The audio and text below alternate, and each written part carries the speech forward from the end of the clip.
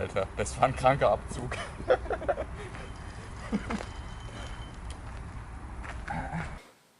Hello guys, what is going on? Welcome to another vlog.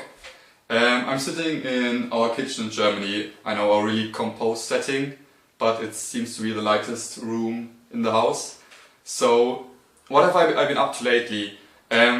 Firstly, I just came back from a session with my cousin, fishing a rather large German gravel pit.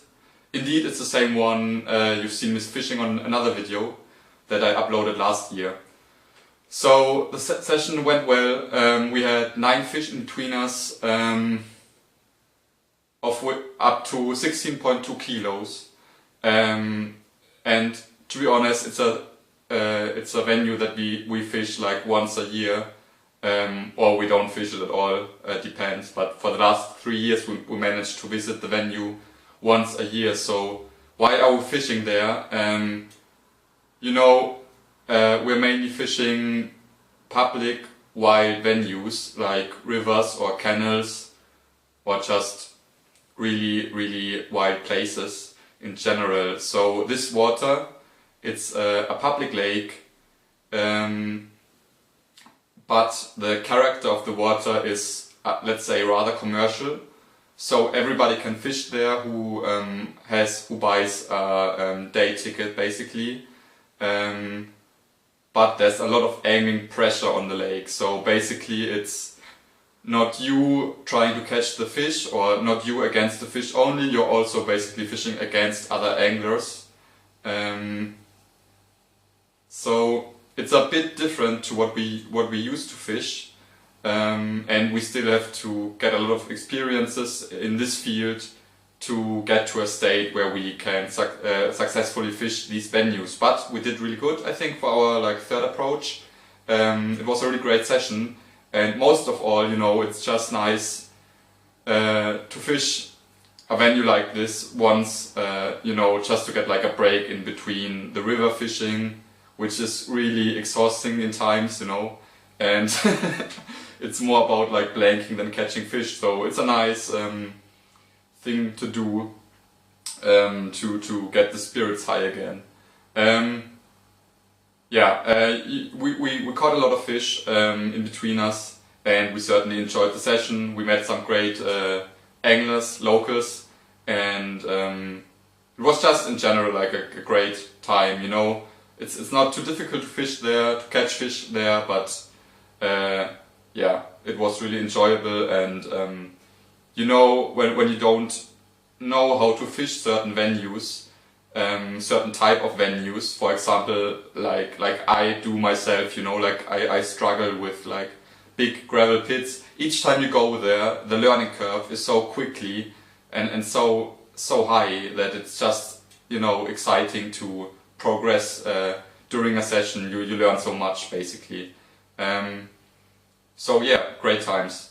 Before that, I went to Italy, to Lago di Maggiore with my family.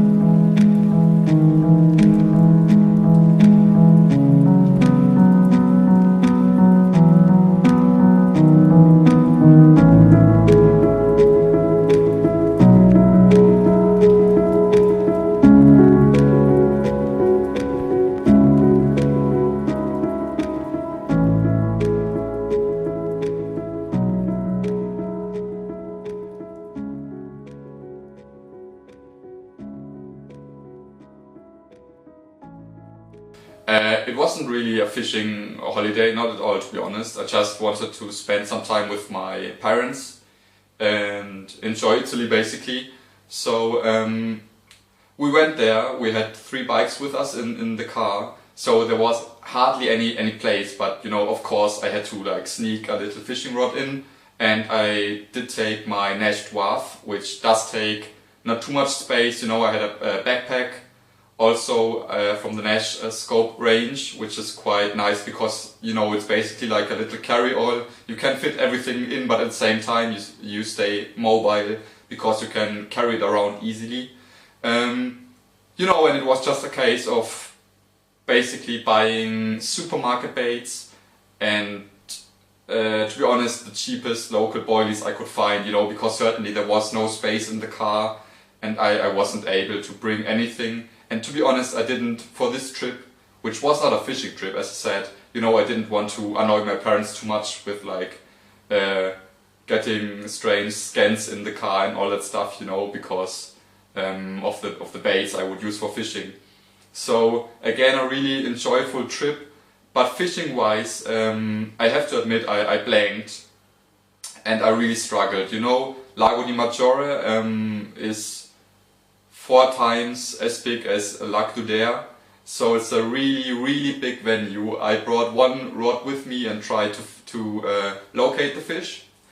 So before the trip, you know, I just had a little sneak peek on Google Earth and tried to look for spots that I could probably that would probably hold some fish. But you know, it's not only about in these big lakes. There are a lot of features, so it's not about finding features and fish towards the features. No, you really have to locate the fish, because there could be square kilometers of water without any carp in them. So I managed to locate fish, which I was quite surprised by. You know, the water temperatures have been really high lately because we had a really long, dry and hot summer this year in Germany, so I suppose that it was similar in Italy.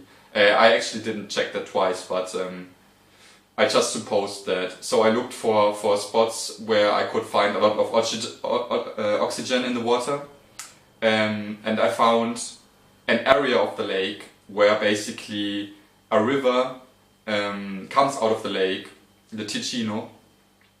And I tried to fish. A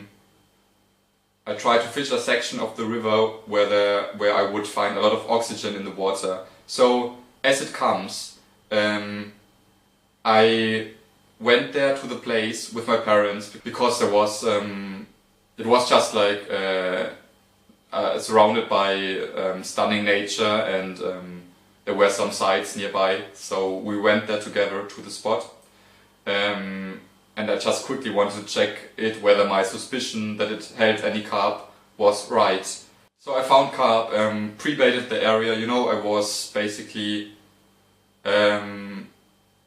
awake whilst everybody else was sleeping. I was going to the place with the car and putting in bait. So in the morning at 6 o'clock I pre-baited the swim. And I tried to fish between 8 o'clock in the evening until almost midnight for I think 3 days. And that was followed by a day of angling. But it was really unprolific. To be honest, the water was chin clear, and I was able to locate the fish with my polarizing glasses.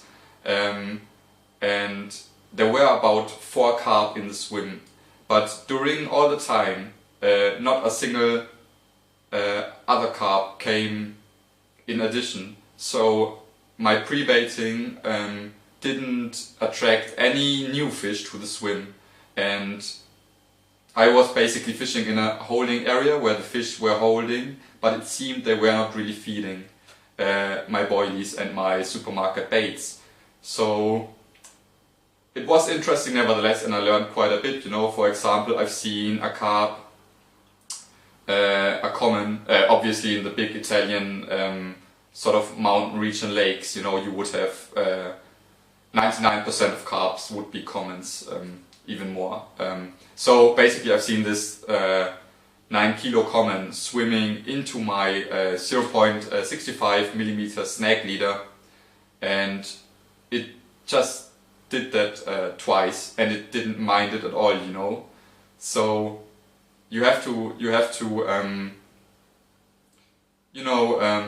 take note of situations like these when the next time you're fishing a river and you're like suspicious of the line being too obvious, you know. Because obviously this fish has never been caught before, didn't mind the line at all, you know. And the water was chin clear. It's not like you're fishing a muddy river in Germany where the fish can't really see the snag leader, which is under tension. And you're thinking it's super obvious, but obviously this fish in Italy, in the clear water, you know, it hit the snag leader and wasn't scared off. So it was really interesting to see that the fish wasn't scared away in any way, you know. So that was one interesting thing. Another thing I noticed is that really sometimes, even in a river, well, it's actually hard to define the area where I fish, so it's basically still part of Lago di Maggiore, but on the other hand it's the beginning of a river, so there's flowing water, but it's really hard to define what it's exactly, whether it's like a lake or like a river. But what I wanted to say is that sometimes when you're lying 1 meter away from the fish, that's too far away. They will never find your bait, you know, they're just getting their heads down at really tiny areas, and when you're lying somewhere else, it could even be like only a meter away, you know, you will never catch a fish. So that's another thing that I noticed, and which certainly will help me to progress and to be a better carp angler in the future, you know.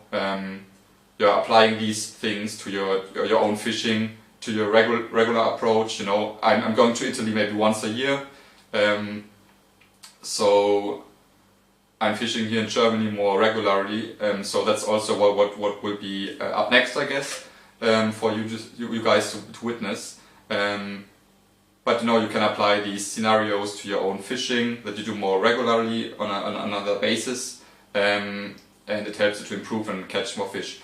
So I hope you enjoyed this video. Yeah, as I said, I might check some German rivers next, which is more the usual thing I'm doing. But to be honest, I've been in Great Britain this year, I've been to France for fishing, I've been to Italy on holidays, now I'm in Germany, and I really have no idea where I will be next, you know. My studies,